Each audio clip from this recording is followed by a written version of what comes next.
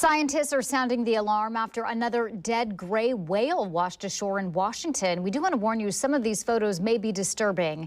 This is the latest discovery, bringing the gray whale death total to 16 just this year. Cascadia Research Collective says the most common finding is malnutrition.